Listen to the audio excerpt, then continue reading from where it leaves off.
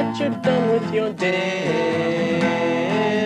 sitting back in your favorite reclining chair.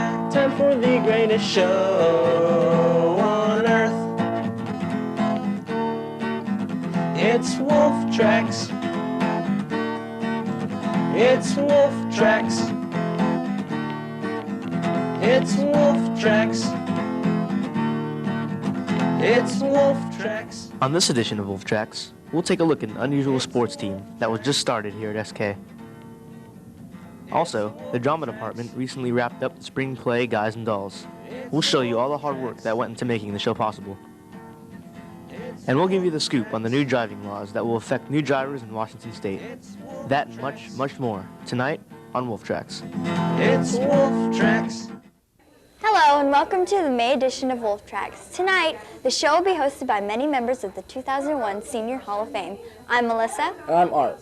As you know, there's a lot of students here at South Kitsap who balance out jobs, schools, and families, and they're working overtime to be successful in their futures. Let's take a look at this story about student jobs. Everyone needs them, the dreams to make it all happen, the high goals, daydreaming, years of advancing. But until we can build up to the big time, we all need to start at square one. Lights, camera, action!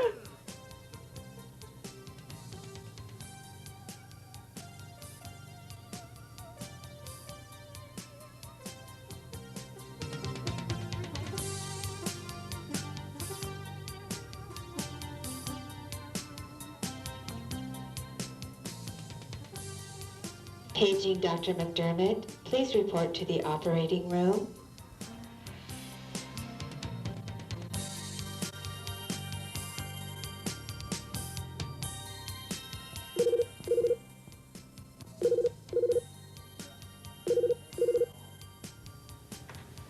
Hello, the president. Oh, hey, how's it going, man? Yeah. Yeah. No way! Yeah.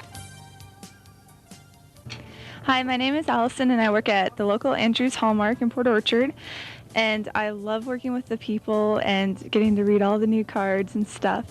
But my future goal is to open up my own sports medicine club, or clinic, which I'm part of the athletic medicine club at our high school. I work for Texaco Express Lube, and I change oil in vehicles.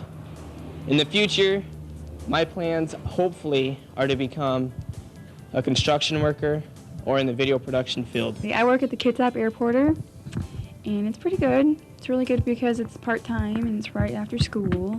Pays pretty nice. But what I really want to be working for is a photographer, which I will be going to college for. These students are examples of what many teens have to go through on their way to the top.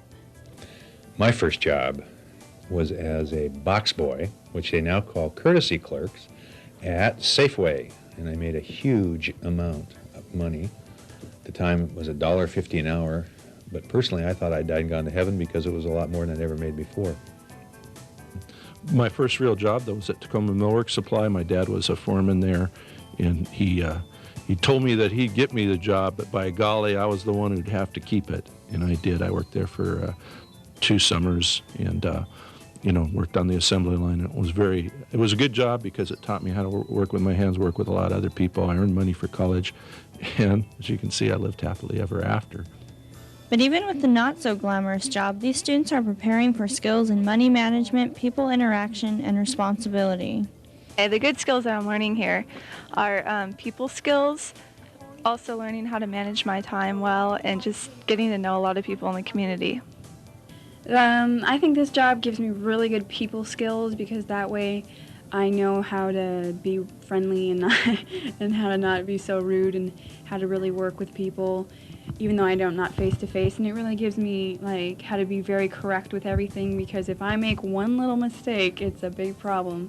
And it also gives me some computer skills, a little bit I already knew, but it gives me a little more. It seems that teens are anything but couch potatoes. School, sports, work, clubs, and not to mention the hours of schoolwork after school. But students deal and get what they need done. But with all the time invested in being busy, you think students will be tired and just need a break. Sometimes it's really overwhelming, but that's life. We work to live, I just get it done. Throughout the year on Wolf Tracks, we've seen numerous stories about sports here at SK, but the next one is a little different. Dun dun dun. It's a story about a man who had a dream that one day intellectuals and sports lovers alike could come together and play a real sophisticated game on the front lawn. All right, John, that's enough ego boosting for one day. Here's our next story on South Kitsap's croquet team. With crummy weather like today's, normally the only thing to do is sit inside and play an arousing game of parcheesi. But with these hilly landscapes and this terrible weather, they make for the perfect combination for the ultimate course. Specially designed for the members of the newest club here at SK, the Croquet Club. The formation of this creative club was developed in the mind of SK's senior class president and also viceroy of the Croquet Club, John Miner. Well, we had to first have the idea, of course, and then we had to make a constitution, and we had to get a teacher advisor, and then have the ASB class approve it, and that was it. Yeah. The man behind the team is self-proclaimed croquet king, Tom Juver, who has willingly decided to take time out of his busy schedule to coach and also play along with the team. He teaches them how the real game of croquet should be played. He disciplines them if they do wrong, and he also settles all the arguments that the team gets entangled in. You may be thinking that croquet isn't a real sport because it's too goofy or possibly too easy, but this isn't your normal everyday form of croquet. This is by far a more extreme and dangerous version. It's extreme because normally croquet is on a flat surface, but we're on the slanted surface, and also we'll play in the rain, we'll play in the snow, anything, you know? So, yeah. Also adding to the danger of this sport is the occasional use of a sledgehammer.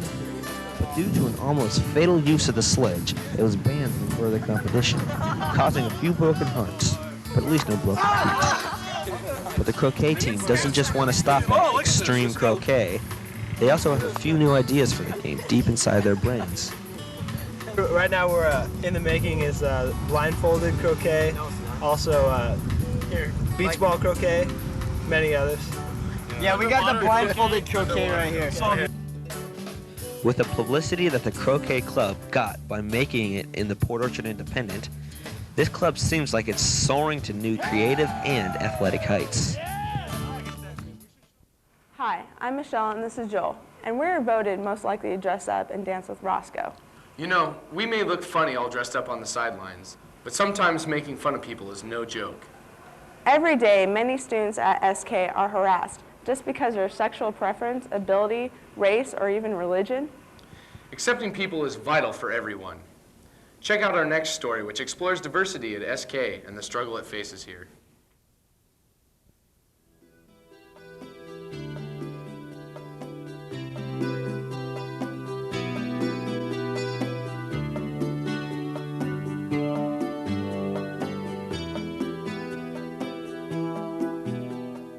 I think the people get along pretty good. I think the school's really diverse. There's no groups and kind of in some parts it's kind of segregated.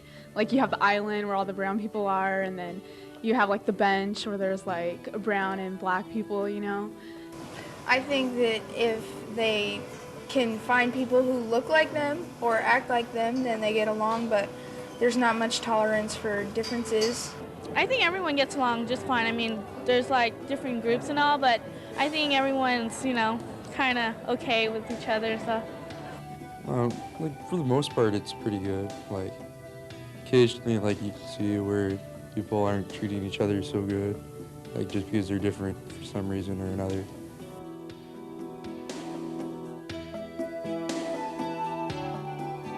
People make fun of what they don't understand, and since there's always going to be different opinions and not enough education, then we're always going to have conflict.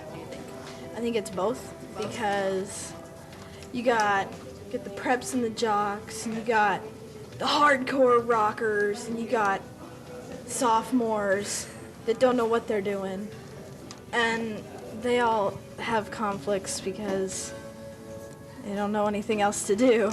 I don't think it's because of their race or anything. I think it's just because that person's a brat, or, you know, just like some people, it's like, if I don't like you, it's not because of your race.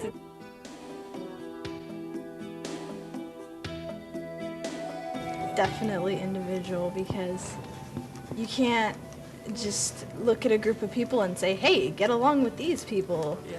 And it's like kindergarten, you just throw blocks at them.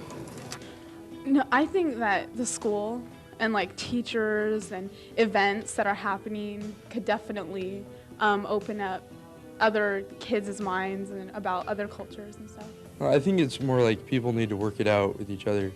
So it's more about like people don't like them, like other people, just because of them, not because of their particular group or race or whatever. I don't really think so, because it has to come from the student's desire. They have to want to be helped, to get help.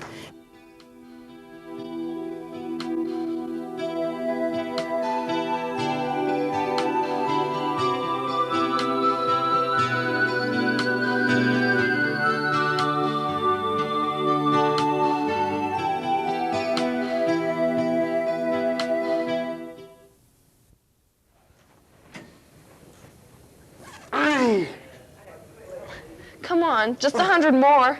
I'm tired. You're not getting out of this. Let's take a quick break.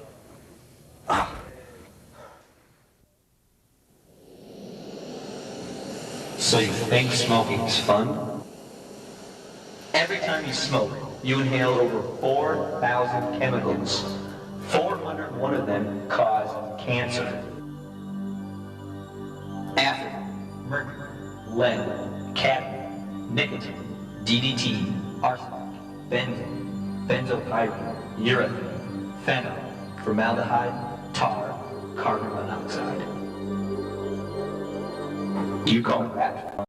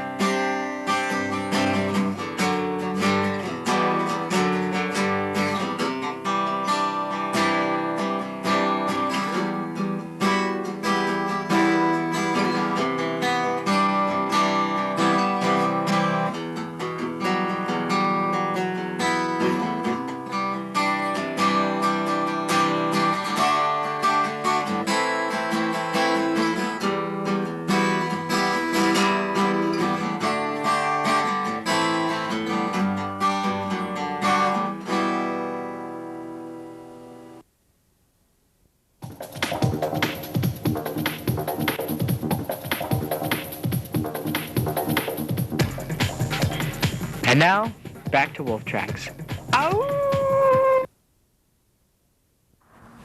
Hi, I'm Bree. And I'm Joel. You know, it's been a lot of fun being in Guys and Dolls this year, even though it's been quite a bit of hard work. Hard work? You don't know the half of it. I have had to memorize an obscenely profuse amount of lines. Actually, Bree, I have more lines than you do. But your words are only 4 letters per word, and mine are at least 6.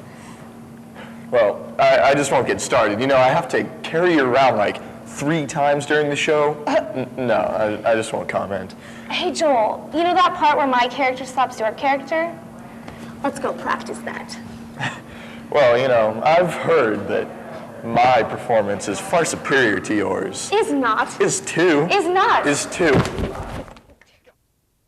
Every year, the SK Theater Department produces a play for the spring. We are here with an exclusive behind-the-scenes look at the spring's play, Guys and Dolls. The choice to do Guys and Dolls was an easy one. Here is the play's director, Mrs. Emans, explaining why the decision was made. This year we were looking for a show that had a large cast, because last year our show had a very small cast, and The Secret Garden is a pretty serious play, pretty dark, and so we were looking for something really upbeat that we could include up to 60 people in the cast, as opposed to 22 last year. Although the final product of the play seemed to be an easy task, the truth is it was rather daunting. It involved months of endless rehearsals. To me, the hardest part is doing the large group chorus scenes. Guys and Dolls has an opening that's about 5 minutes long, all set to music. Everything has to be exactly right. So if one person's late or misses their cue, then the whole scene is wrong. And so you have to go over and over and over it until everyone's really tired of it to get it right. But not everything went well. As with all things, there were some unavoidable circumstances that slowed things down.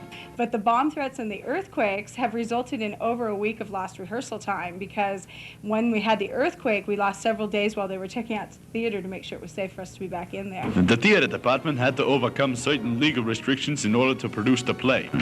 And with the almost non-existent school budget due to previous levy failures, the theater department had to negotiate and plead with the license owners to lower the price. To do a musical, you do have to apply to the company that owns it, and they're a royalty company is what they're called, This One's Music Theater International.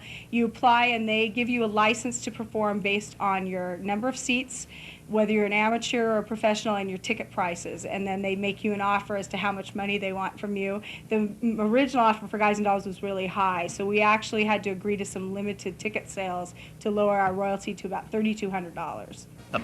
The play's music director, Mr. Allen, also had the exceedingly difficult task of teaching all the songs to the play's huge cast. All of it's a little stressful, and just in the sense that it's continuous and lots of rehearsal time, and you have to get kids that maybe have not done any organized singing into the same realm as those who have, and kids that haven't acted but have sung into the same acting realm as the kids that have. So it's all a little bit stressful, but it's a lot of fun too. All in all, the play went off without a hitch. We here at Wolf Tracks would like to offer our thanks and congratulations to the cast and crew of Guys and Dolls for putting on an excellent show. The end. It's great to have a good smile. I've gotten on so many tickets with a few tears, and then a big grin. Yeah, it works for me too, but it doesn't work that well at guy officers. Later this year, new laws will be put into effect in order to make Washington roads safer. You mean you need more than a killer smile to get out of a ticket? Yeah. Let's take a look. For years now, teenagers have been passing driver's ed at age 16. You get your license and you're good to go. Well, all that is about to change. On July 1st, 2001, the new law for the driver's license will go into effect. Here are a few of the changes this law has. This means, for the first 6 months, you cannot carry any passengers in the vehicle. For the remaining 6 months, you can have up to 3 passengers under 20. You can't operate a vehicle between the hours of 1 a.m. to 5 a.m. And if you're clean for 12 months, you may receive an unrestricted license. Yes, I think they're fair. They went through a lot of controversy. It took a lot of time for the Senate and the House to come through with an overall fair law. We are not the only state with the graduated driver's license laws. They are fair in the respect that it gets parents out and kids out to drive before they come into our classes. The law has many changes and some may seem unfair, but let's see what some students and adults have to say. I think our students need to have that opportunity to be able to learn and to be aware so that they're safer on the roads and we don't have as many of the accidents that we do have with our young drivers today. I think they're kind of stupid because it just puts a blender on how kids get their license and it's a time limit for them. In a good way because students are like, that get drunk, and they had their permit and driver's license, and when they're like high and drunk and they get in like car wrecks, it's kind of their fault, and so I think this law is good, Well, I don't particularly like the new laws because they keep a lot of people off the road, even though they need to get places and kind of like kids can't get to like some of their jobs and stuff because they got to spend so much time driving with their parents. So I think it's kind of a waste doing that. As you can see, the students and adults have their different opinions on the law. With all these changes, it could be easy not to follow them. So how is this going to be handled? How are they going to enforce it?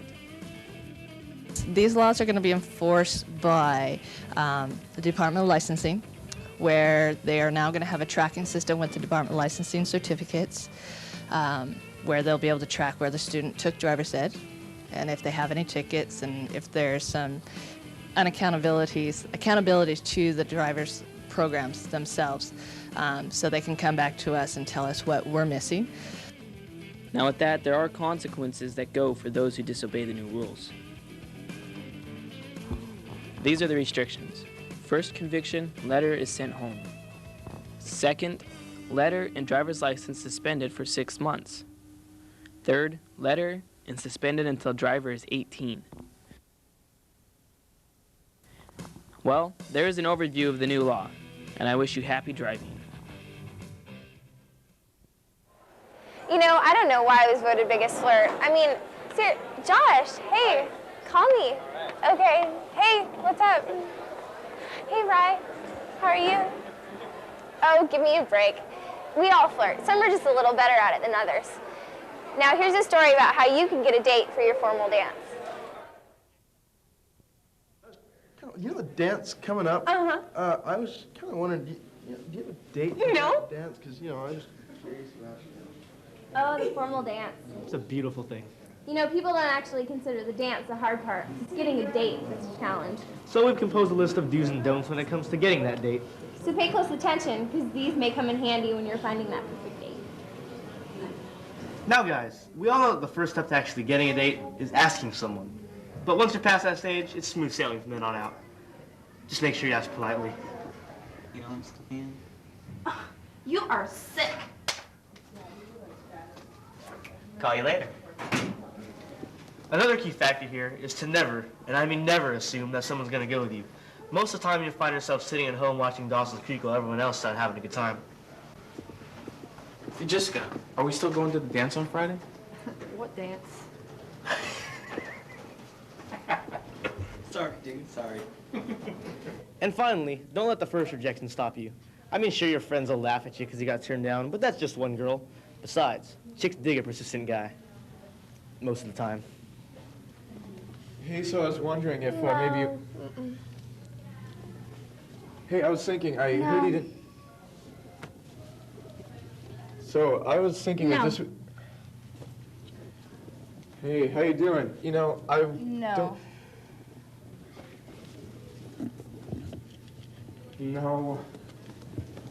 Sometimes you can't wait for someone to ask you to the dance. But if you're going to ask the guy, you've got to take your time, practice, and be confident. The key here is not to sound nervous. So, Art, yeah, there's this event coming up, right? And I was just wondering, maybe, I don't know, I gotta go. But Art, I was going to ask you...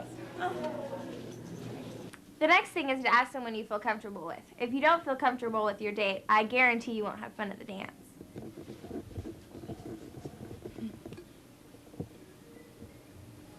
That was nice. Good one. Thanks. You want some Doritos? Sure. That was a good kind. So how'd you do in the game? And finally, if you pass the first 2 steps, you have to find someone you have something in common with. You'll have a much better time if you can actually talk to your date. What's up, Claire? Hi. Are you excited for prom, John? Because, oh wait, prom, John? That rhymes. We're gonna have so much fun. I'm so excited. Yeah. Look, this is really cool. Look what I learned how to do. Okay. Isn't that sweet? It looks weird. I had another one. I'm gonna go. Okay. I gotta go. We hope that these steps will help you in finding that perfect formal dance date. Yep. So, Michaela, seeing as how the dance is coming up, I was wondering if you had a date. Hey, Michaela, you ready to go? Oh, yeah. Okay. So, She'll come back. They always do. Hey, you over there, do you have a date?